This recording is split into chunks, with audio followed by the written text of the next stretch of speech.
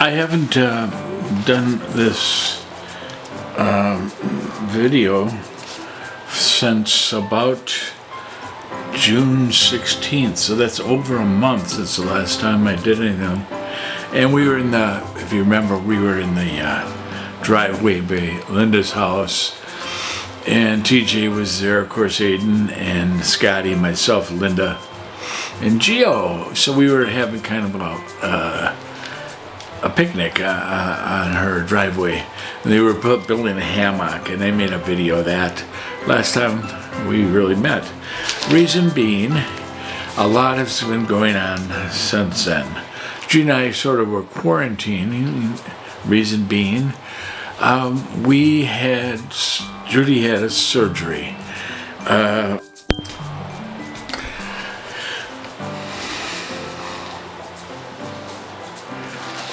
So we also have a to-do list of things I'm trying to get accomplished. I want to tell you a story. The day before the surgery, that must have been July 11th or something, the weekend of. We're all tense to start with, of course, you know, and the bathroom sink gets clogged. So I get on the YouTube internet thing, and you got these these do-it-yourselfer guys, you know how to fix it. And there's like one guy, he made a lot of sense. He says it's like 3 different levels of fix. And some of us can't get to number 3, and if it's number 4, you know, that's when you call out the plumbers. So I thought, well, I can try this, why not, you know? So first was you pull out the stopper, and there's a little, you gotta crawl under there. There's a little screw top thing you gotta unscrew, and it unlatches and then the downspout can come out. That's clean out number 1. A lot of times that thing it looks like a rat. They're just full of hair and gunk, and that's your problem. Clean it off, put it back in, put your little screw on, you're done. Step 1. And we pull ours out, and Judy, hey, I'm underneath this sink, and I shine a flashlight up, and she sees that there's nothing in the tube, and of course the stopper is pristine almost. So she rubs it down with some tissue, and now we put that back in. And then there's step number 2, is they call it a P-trap. I don't know why. It's shaped like a J. But it's there, and it's supposed to stop the gases from returning up into your bathroom. So that is that, you know, that little nook underneath there. When you open up there it is, and it's really just in there with hand-held, hand-tightened. They're made out of PVC, and you just undo them. And then that P-trap falls out, a little bit of water, and it's disgusting. And I had a nice tray under there. And so I looked through there, and now you can look laterally. And the thing is a little dirty, but it isn't clogged, you know, so that ain't my problem. Now I'm down to number 2. And I looked at number 3, and that's where you gotta take it off, like the wall. There's a lateral pipe that pops right out if you pull it on. It's a little bit harder a hand tightened thing too.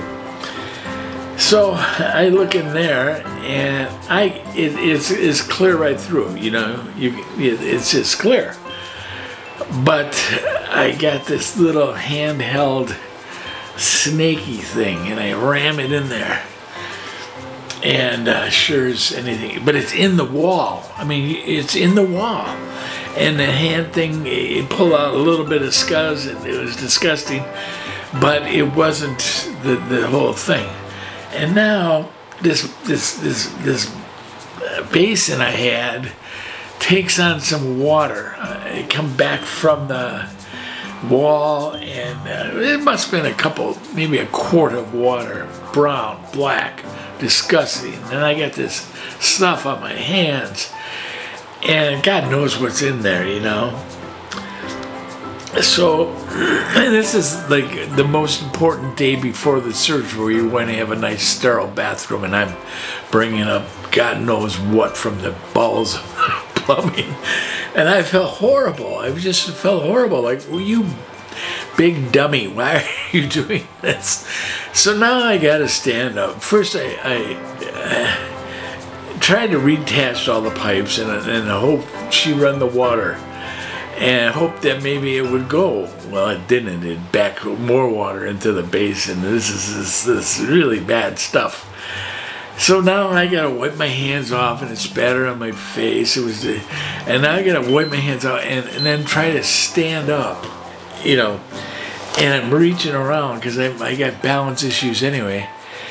And I finally get up, and my hands touch the tub, my hands touch the grab bar. It's like, and there was spatter all over the place, you know. So I says, Judy, don't come back in here, you know. This is like toxic in here, you know. So I clean myself up. I take a nice double long shower. I scrub my hands down, and then I got this rubbing alcohol, and I put it on the mop, and I scrubbed the floor first. And then I moved my way up until inside the sink compartment, and I got that basin out of there. And we took that outside and dumped it, and cleaned that thing out. And all the other things that I had touched, and the countertops, pretty much the whole bathroom, I tried to sanitize. And as much as I could, with rubbing alcohol, rags, and so forth. It was a true mess, and I felt horrible about having that happen. So we called the plumber, and I said to the guy, "You come over." And I forgot to tell you, I did have a little snake. But it would not cut through that into the wall. It just wouldn't go. There's a 90-degree corner because I was in a basin checking it out. That pipe turns 90 degrees out to the big pipe. And that snake wasn't doing it for me. So he come over the next morning or the next following, I guess it was a Monday.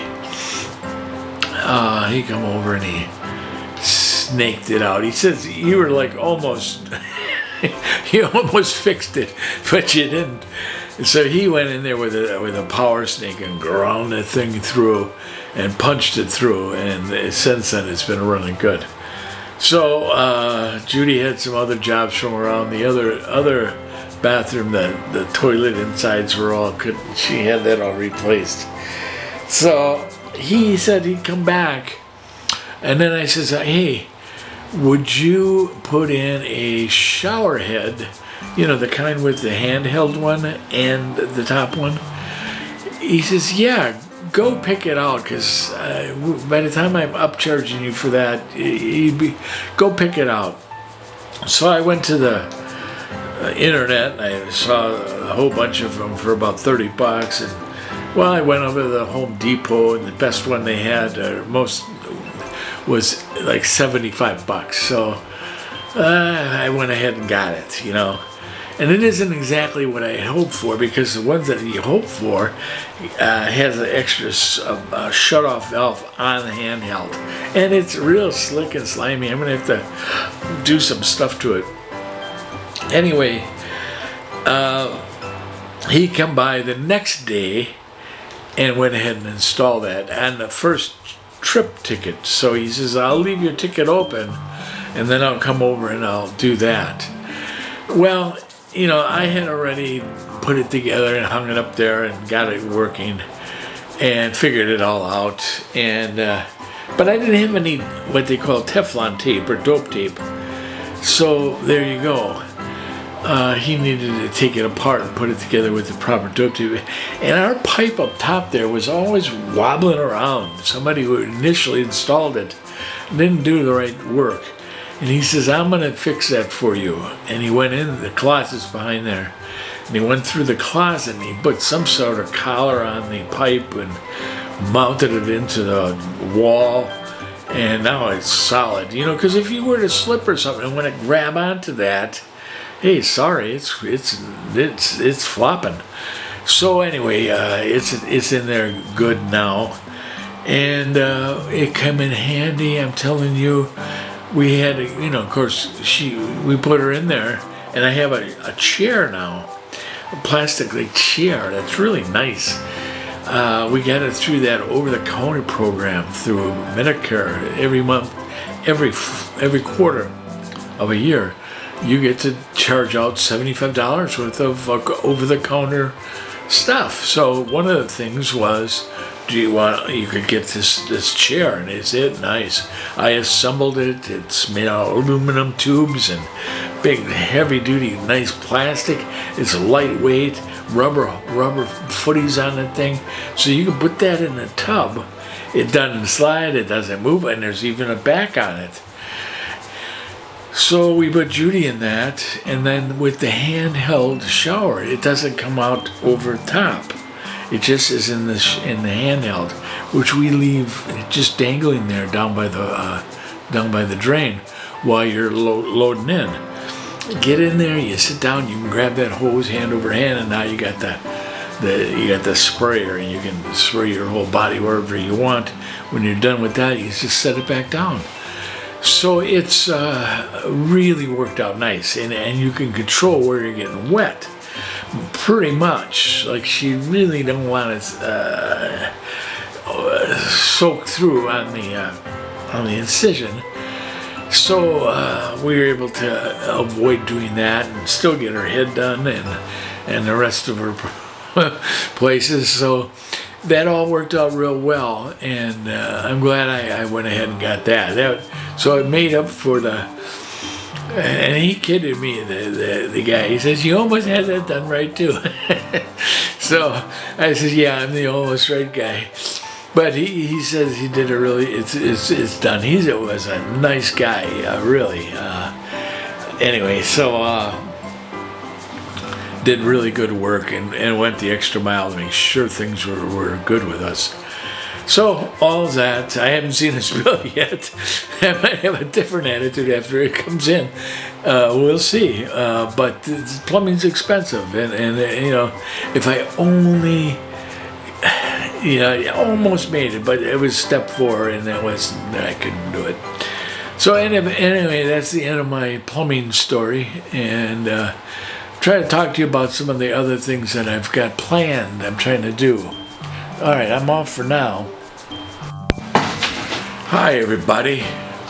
Today is, believe it or not, July 24th. Tomorrow is my son Christopher's birthday. So happy birthday to you. And I think he's going to be 40 years old tomorrow, if my math holds up. He was born in 84, and today is 24. So that makes sense. 40. My goodness. He's a wonderful person. We were so proud and happy for him. And also his brother is wonderful as well.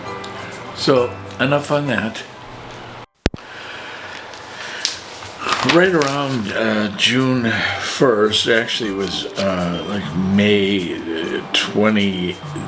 30th. That was a Thursday. She had a mammogram, and it came back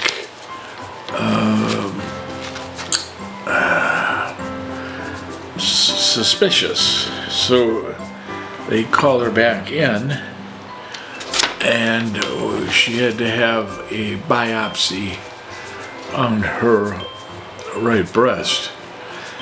And long and short of it is that the biopsy showed that there was some funny stuff going on. The biopsy showed that there was specks of something that was either cancer or pre-cancer, and it was a unique. It wasn't like a tumor. It was a calcification. It was pretty big and all that. So we had to decide what to do. And within about 2 weeks, Judy was real proactive about this, and we got on in there. and they scheduled a surgery. And she decided that it was best to have a double mastectomy and a flat closure, which was the medically most sound way of doing this, because it was so spread out. It was hard to say any other way to do it. So she had it all out. And that was scheduled for July the 12th, about 10 or 12 days ago. And we've been in a recovery sort of since, and she's resting and doing real well. God, she's got a wonderful spirit. And everything looks like it's going to go well for us, a good outcome. And that is because they also took out what they call the nodes. And if the nodes are infected, that means it's spread. And in her case, they call them sentinel nodes. Her case, they did not. So that means it has not spread, and she had it all removed, and therefore there's no need for further chemo or radiation. So she's, they put these drains in, and there's all kinds of, she's recovering. And it's been a real tough time for us in that all this happened in less than 30 days. And it's scary stuff. And to try to process it all and make a good decision and follow through and get ourselves ready for some tough recovery. It's been real.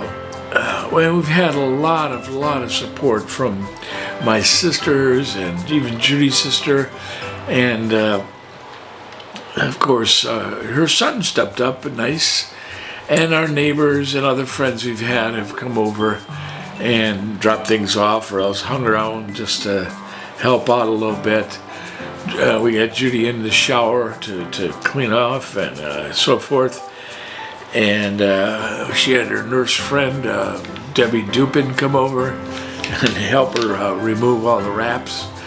So it's been a lot of help. But gosh, it's been a hell of a month.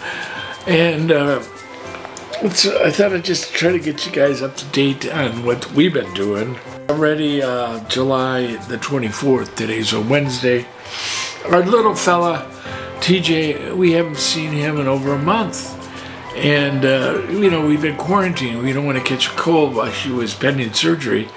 And even now, she's having a little bit of a struggle, just healing up. Right now, she's in for a nap. And, it's painful and things are healing. So it's hard to take care of a toddler on a day. So actually, today is a day where Theresa is having a surgery. She's having a umbilical hernia repaired, and they made her lose all kinds of weight before they would go in and do it.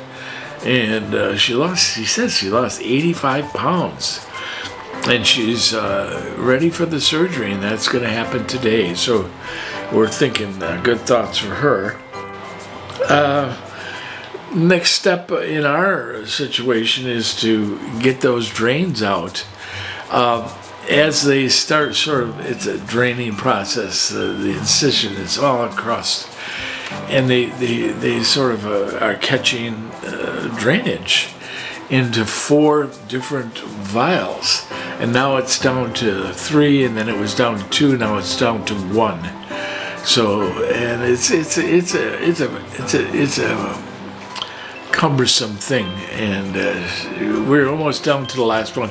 As they sort of dry up, less drainage, then they give you permission where they are taken out and they're stitched in. So we're looking forward to next Monday or Tuesday to get the drain out.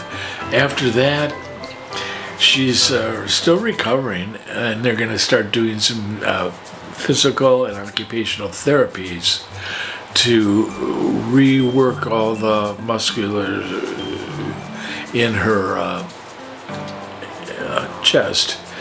And also she'll be, for the first time, being able to reach over her head, which right now they call her the T-Rex, because you got to walk around like this, like so that's what she's doing now. But she's surprisingly wonderful through all this.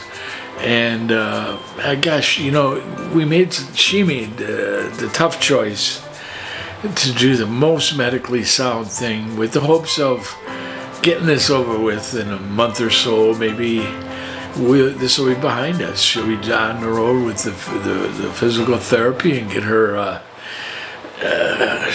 more or less her upper body strength back. And but the point of this one was not to have to go back for further mammograms and other biopsies on a continual basis, or any further treatments, radiation or chemo. So the way she had it done was a smart way, and we're hopefully this is a good outcome. So that's the end of my tape on this. And we'll try to do some other stuff soon with TJ and so forth. I've got some other projects around the house.